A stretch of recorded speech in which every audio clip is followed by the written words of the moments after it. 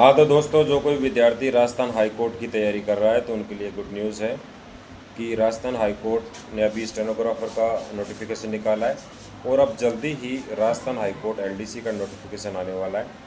आप ये मान के चल सकते हैं अगस्त के लास्ट वीक या सितंबर के फर्स्ट वीक में वो नोटिफिकेशन आएगा। राजस्थान हाई कोर्ट में जो योग्यता है वो 12 पास प्लस RCIT होता है और साथ में इसका जो सिलेबस है उसमें 3 सेगमेंट होते हैं। इसमें 50 क्वेश्चन हिंदी के, 50 इंग्लिश के, 50 राजस्थान जीके के होते हैं। सबसे अच्छी बात इसमें ये होता है कि इसमें नेगेटिव मार्किंग नहीं होती।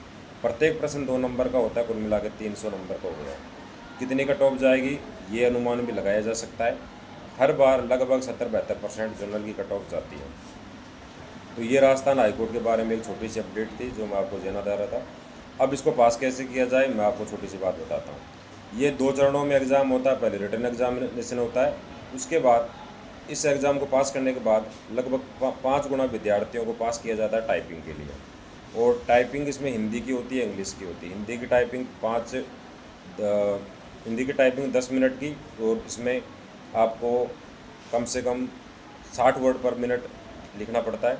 इंग्लिश की टाइपिंग भी 10 मिनट 50-60 वर्ड पर मिनट लिखना पड़ता है आपको। सो वन मोर थिंग, इसमें टाइपिंग में बैक स्पेस जो होता है वो बंद होता है। मतलब एक बार आपने कोई शब्द लिख दिया तो आप उसको एडिट नहीं कर सकते, उसको डिलीट नहीं कर सकते। सबसे कठिन इसमें टाइपिंग पड़ती है।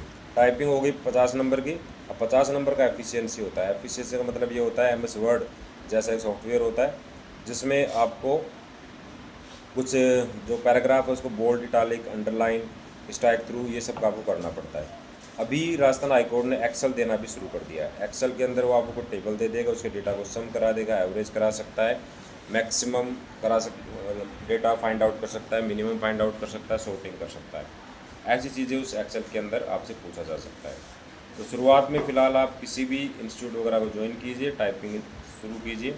टाइपिंग सीखने में 15 दिन लगते हैं, टाइपिंग में 30 की स्पीड लाने में 30 दिन लगते हैं, लेकिन 30 से 50 आने में टाइपिंग में पूरे 6 महीने लगते हैं।